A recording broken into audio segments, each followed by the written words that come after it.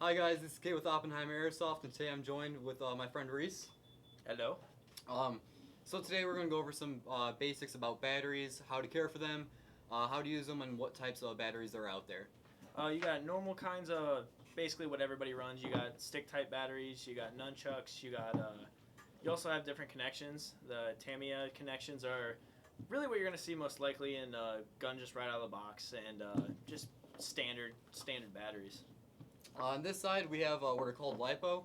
They're lithium polymer batteries. They might be a little bit more, but they're usually priced pretty competitively with your normal NiCads nickel metal hydrate. Lithium polymer batteries, in my opinion, are what I personally like to run. If you're going to run 11.1, you can have some extra gun wear, so make sure your gun does support them. But you have 2 and 3 cell, so you've got a 7.4 and 11.1 volt batteries in here.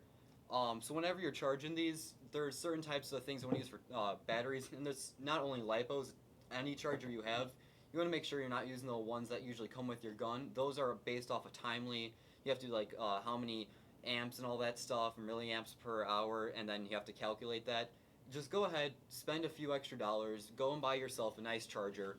We actually sell these here. These will charge any battery pretty much on the planet, but for more affordable ones, we have some smaller sized ones that do the exact same thing, but you just want to get something that automatically will cut off, make sure all your cells are being charged appropriately, and not just being altogether charged at once, which can overall kill the battery.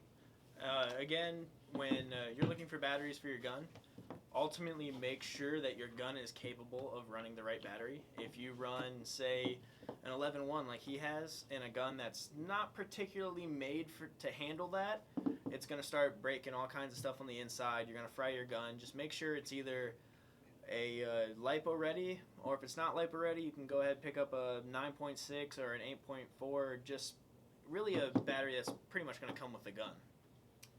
So when you have your gun, right here we just have got normal King arms. You're gonna have two either places your batteries are gonna be sitting in. You're gonna have a rear wire where you take off your stock. If it's an M4 platform, you're gonna hold this pin down and slide off your stock. And then in back right here, you'll have your connector. Or on the gun like this, it's actually front wired where you'll press your delta ring down, and then this will slide out like that. And then inside of here you have your connector. You'll take your battery, fit it in between those however you want. Go ahead, close this back up. But those are your two types of spots where you can usually have it, or if you have a PEC box and you want to mount it on a rail. But 90% of the time, if you have your gun stock, that's where it's going to be sitting. And some guns have also trickier places. I know the Honey Badgers strictly take little batteries like this in the back of them. Just basically make sure you know what your gun is capable of carrying. That's pretty much the main point. Also with LiPo batteries, for safety reasons, you want to keep them out of the sun. And also if you're carrying them on you, make sure you have a LiPo guard bag with you at pretty much all times if you're just carrying a LiPo around with you.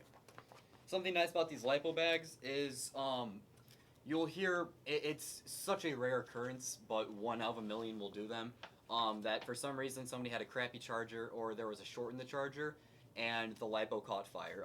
I bet you if you go on YouTube and you type in LiPo fire, you'll probably find about 100 videos, but pretty much what happens is somebody treats them not properly, and these contain lithium.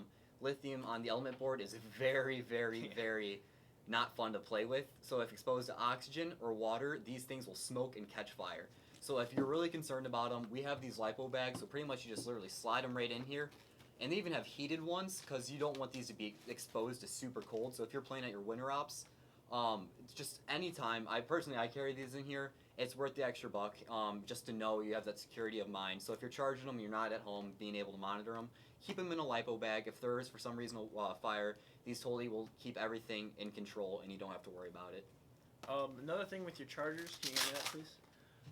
When if you're running a bigger charger like this, a little more complicated, when you go to set this, make sure you have it set by somebody that knows what they're doing, and make sure you have it set for the right battery, because you can really damage your batteries and you can really mess things up if you have this set for, say, an 11.1 and you put a 7.4 or you put a smaller battery on there that really can't take that kind of charge. something that people come to the store and it kind of makes me cringe here and there. People see this battery. They're so used to on their normal nickel metal hydrate batteries, where this is the only place you can charge them. Whenever you're running a lithium polymer battery, you always will have these connections right here. You'll either have 3 or 4 depending on if it's, how many cells you'll have. They'll share a common ground, but you pretty much just take it. Depending on what charger you have, you'll have a certain amount of pins. You want to make sure you have the correct pin count. This is a 3-pin. Plug it into there, start it up, and that will make sure that you're getting your certain amount of supply to each cell properly and not just sharing them, because people have charged them through here, and that will kill it faster than anything else you can possibly do. So make sure that you are properly charging these using the LiPo chargers and not just a normal connector at the front if you're running a LiPo. Main point of the story is, guys, know what your guns can handle. Pretty much all of these come with instructions. They come with papers. They tell you the do's and the don'ts, what to do with your chargers, how to charge your batteries. Your guns will even tell you when you get them if they can handle the type of battery that you're going to run. So just be careful, guys, and have fun. See you guys.